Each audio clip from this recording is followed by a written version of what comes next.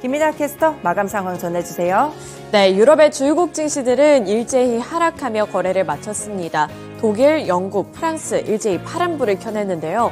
간밤에 미국에서는 CPI가 발표가 됐는데 이는 예상치를 뛰어넘는 수준을 기록하면서 이렇게 유럽 증시도 압박감을 느꼈다라고 보시면 되겠습니다. 독일의 닥스 지수가 0.86%로 1% 가까이 내렸고요.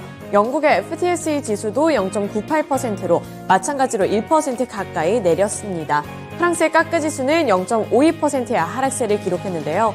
우선 그 안에 내막을 더 자세하게 살펴보려면 미국의 CPI를 보셔야 하는데요. 이번에 발표된 미국의 12월 소비자 물가지수 CPI는 전월 대비 0.3% 올랐고요. 전년과 비교했을 때는 3.4% 올랐습니다.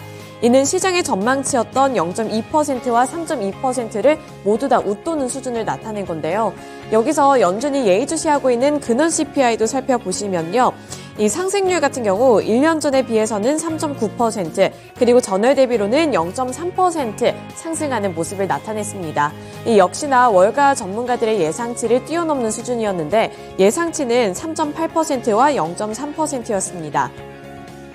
여기서 그나마 긍정적인 부분은 근원 CPI 같은 경우에 11월에 기록했던 4%와 0.3% 올랐던 것에 비해서는 둔화했다라는 이 부분이 좀 긍정적인 포인트가 되겠지만 전달 대비해서 좀 둔화되는 양상보다는 시장의 컨센서스를 웃돌았다라는 소식이 증시에는 압박감으로 작용이 됐습니다.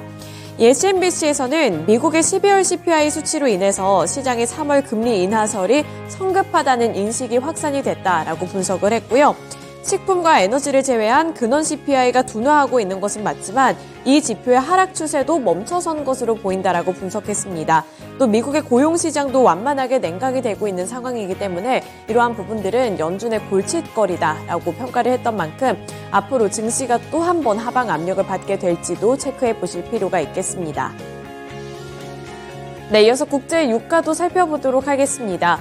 국제 유가는 2% 넘는 강세를 기록했고요. 2.06% 오른 72.91달러의 종가를 기록했습니다. 이렇게 국제 유가가 오르게 된 것에는 다시 한번 지정학적인 리스크가 고조가 됐기 때문인데요. 이란이 오만만에서 미국의 유조선을 납포해 중동 긴장이 고조되고 있습니다.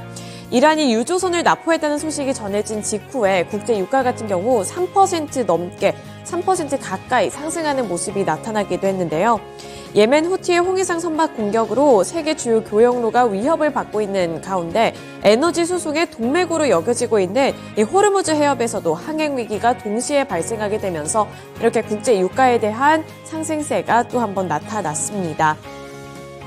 이러한 중동에서의 지정학적인 긴장이 여전히 높으며 이 석유 수출 기구 플러스 오펙 플러스 산유국 협의체는 에너지 가격을 안정시키기 위한 노력을 지속할 것이라고 강조하고 있다면서 이 WTI 선물 가격이 가까운 시일 내에 이 지난해 지지선인 배럴당 67달러 근방을 깰 것이라는 그러한 분석도 나오고 있지만 어쨌든 이런 중동에서의 리스크는 지속적으로 체크를 해보실 필요가 있겠습니다.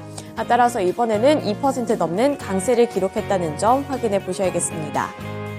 네, 이어서 금 가격 확인해 보시죠. 금 가격 같은 경우 0.26%로 소폭 오르며 거래를 마쳤는데요. 2033달러 선의 종가를 기록해내는 모습이었습니다. 사실 이 금 가격 같은 경우에는 달러화 가치가 상승하면서 어느 정도 상승폭에 제한이 걸리는 움직임이 나타나기도 했었고 장 막판 직전에는 이렇게 또 하락하는 모습이 나타나기도 했습니다. 금 가격 같은 경우 이 달러의 가치 영향을 많이 받는다는 점도 체크해 보셔야겠습니다. 네, 이어서 미국 증시 마감 상황은 SH인베스트먼트 김선영 연구원 통해서 들어보겠습니다. 네, 연구원님 안녕하세요. 예, 안녕하십니까.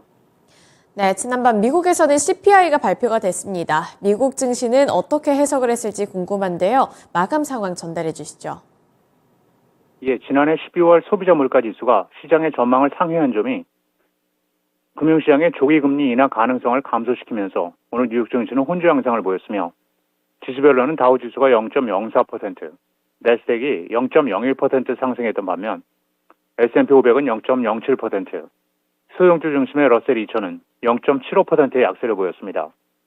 노동부에 따르면 12월 CPI는 전년 대비 3.4%, 전달 대비로는 0.3%의 증가세를 보였고 이것은 CPI가 3%대 초반일 것이라고 예상했던 시장의 기대를 상회한 것이었으며 변동성이 높은 에너지와 식품 가격을 제외한 근원 CPI 역시 전년 대비 3.9%가 상승해 예상치였던 3.8%를 다소 상회했는데요. 오늘 연방기금금리 선물시장에서 연준이 오는 3월에 금리를 인하할 가능성은 65%로 점쳐지고 있으며 이것은 전날보다 소폭 감소한 수치였습니다. 물가를 상승시킨 것은 주거비로 전년 대비 6.2%, 전달 대비로는 0.5% 상승했고 식품 가격은 전달보다 0.2%, 에너지 가격이 0.4% 상승했으며 휘발유 가격이 0.2% 오르면서 천연가스의 0.4% 하락을 상쇄했고 자동차 보험료는 1.5%, 중고차 가격은 0.5% 상승해 두 달 연속의 상승세를 지속한 것으로 나타나고 있습니다. 업종별로는 IT, 에너지, 건설업종이 소폭 상승했던 반면 유틸리티, 부동산, 방위산업, 금융, 운송, 기초소재, 소매업종이 하락했고 벤치마크인 10년 만기 국채금리는 전일 대비 하락한 3.977%, 달러 인덱스는 강보합권에서 거래를 마감했습니다. 비트코인 현물 상장지수 펀드 ETF의 11개 종목이 오늘부터 뉴욕 증시에서 거래를 시작했습니다. 약 280억 달러 이상의 자산을 보유해 최대 규모인 그레이스케일, GBTC가 0.4%가 상승했던 반면 블랙록이 0.69% 하락하면서 시장을 주도했는데요. ETF는 투자자가 펀드의 기본 자산에 대한 청구권을 나타내는 주식을 구매하는 투자 수단으로 가장 인기 있는 ETF는 주가 지수의 펀드이지만 최근 채권과 파생 상품, 금과 같은 상품을 추적하는 ETF도 늘고 있는 상황입니다. 금융사 스탠다드 차터들은 올해 비트코인의 가격이 10만 달러로 상승한 뒤 2025년에는 20만 달러까지 오를 수 있다고 예측하고 있으며 올해 비트코인 ETF의 최대 1,000억 달러가 유입될 것으로 추산하고 있으며 가상화폐 전문 매체인 코인데스크는 비트코인 현물 ETF 승인이 20년 전 금 ETF 승인 당시처럼 엄청난 시중 자금을 끌어모으는 계기가 될 수 있을지를 놓고 투자자들이 기대하고 있다고 보도하면서 금 ETF는 20년 전 세계 금 시장을 변화시키면서 도입 이후 7년 만에 4배 이상 상승했다고 보도했습니다. 한편 많은 금융 자문가들은 비트코인 ETF의 성과뿐만 아니라 비트코인 가격을 얼마나 잘 추적하는지가 향후 성공의 관건이라면서 펀드 가격과 기본 비트코인 가격 사이의 큰 격차는 ETF의 빈약한 거래 또는 구조적 문제를 드러낼 수 있다면서 거래량이 많은 펀드가 추적 에러가 없이 효율적이기 때문에 거래량은 투자자들에게 중요한 지표가 될 것이라고 얘기하고 있습니다. 연준의 2인자인 존 윌리엄스 뉴욕 연방은행 총재가 인플레이션이 2%대로 돌아올 때까지 현재 높은 금리를 유지해야 한다고 주장했습니다. 현재 금융시장에서는 연준이 빠르면 3월에 금리를 내릴 것을 기대하고 있지만 윌리엄스 총재를 비롯한 연준 내 고위 관리들은 경계를 늦춰서는 안 된다는 입장을 지속하고 있는 건데요. 그는 뉴욕주 와이트 플레인에서 가진 연설을 통해 인플레이션 둔화 노력에 진전이 있었지만 노동시장은 실업률이 현재 3.7에서 최대 4%까지 오르는 등 냉각될 필요가 있으며 인플레이션 해결을 위한 3단계 과정이 진행 중으로 첫 단계는 원자재 가격의 정상화, 두 번째 단계는 의류와 가전제품 가격 하락 둔화로 거의 정상으로 돌아왔으며 에너지 가격 하락과 식료품 가격의 상승이 둔화됐고 세 번째는 서비스 비용 하락이나 여기서 고전하고 있다고 지적하면서 서비스와 관련 임대와 임금이 가장 큰 문제라면서 임대료가 미국 전역에서 하락하고 있고 임금 상승률도 둔화됐다면서 올바른 방향으로 가는 것은 분명하지만 물가 안정 목표까지는 아직 갈 길이 멀다고 덧붙였습니다. 셰일 가스 추출법을 세계 최초로 고안한 체서피크 에너지에게 74억 달러에 인수된다는 뉴스로 천연 가스 업체인 사우스웨스트 에너지가 오늘 2.4% 하락한 반면 체서피크 에너지는 3%의 상승세를 보였습니다. 미국의 LNG 수출이 증가하고 원유 가격이 하락세를 보인 데 따른 결정이란 분석이 가운데 체서피크는 사우스웨스턴 에너지 주식 한 주당 6달러 69센트를 지급해 전량 매수하며 인수 절차는 오는 6월께 마무리될 전망입니다. 체서피크는 이번 합병으로 미국 최대 천연가스 업계에 오르게 됐는데요. 두 기업의 시가총액은 약 240억 달러를 기록하고 있으며 천연가스 생산량에서도 1위를 차지할 것으로 보이며 작년 3분기 기준 체서피크와 사우스웨스턴의 천연가스 생산량을 합친다면 하루 약 74억 입방피트에 달하는 것으로 알려지고 있습니다. 한편 지난 1989년 설립된 체서피크는 90년대 초반 셰일 암석을 깨뜨려 석유와 천연가스를 추출하는 공법인 이른바 프래킹 기술을 최초로 고안했으며 이후 셰일 가스 혁명을 선도하면서 성장 가도를 달렸지만 이후 무분별한 사업 확장으로 부채가 급증하면서 2020년 파산 절차를 밟았고 2021년까지 유정을 매각하면서 부채 70억 달러를 상환하며 극적으로 회생한 바 있습니다. 내일은 연방노동부의 12월 생산자 물가지수인 PPI가 발표되며 헤드라인 지수의 시장 예상은 0.1% 상승이며 에너지와 식품을 제외한 근원지수 예상치는 0.2% 상승입니다. 이어 다우지수의 구성 종목인 JP모건 체이스와 유나이티드 헬스그룹을 시작으로 뱅크 오브 아메리카, 블랙록 잉크, BNY 멜론, 시티그룹, 웰스파고, 그리고 델타 에어라인스가 지난 분기 실적을 발표합니다. 네, 이렇게 본격적으로 실적 시즌이 개막을 앞두고 있습니다. 이러한 부분들도 참고해 보셔야겠고요. 오늘 말씀 고맙습니다. 네, 감사합니다. 네, 이렇게 유럽 증시에 이어서 미국 증시 마감 상황까지 함께 알아봤습니다. 이어서 전일장 국내 증시는 어떻게 마무리 지었을지 코스피와 코스닥 함께 살펴보도록 할 텐데요. 어제는 국내 증시 옵션 만기일이었습니다. 수급의 변동성도 상당히 좀 우려감이 되는 그러한 하루였을 텐데요. 어제 코스피 지수는 0.07% 소폭 내리면서 2,540포인트 선의 종가를 기록했고요. 코스닥 같은 경우에는 1% 가까이 상승했습니다. 0.81% 오른 882포인트 선의 종가를 기록했습니다. 선물 지수 같은 경우에도 0.25%의 상승세를 가져갔는데요. 코스피와 코스닥에서의 수급 상황도 함께 알아보도록 하겠습니다.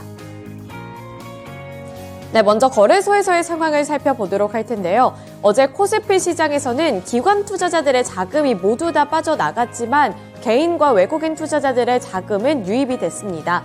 개인 투자자들은 7,181억 원 매수 우위를 기록을 했고요. 외국인 투자자들의 자금은 2조 원 넘게 들어왔습니다. 2조 2,962억 원 매수 우위를 기록한 가운데 기관 투자자들은 차익 매물을 출회하면서 3조 원 넘게 매도했습니다.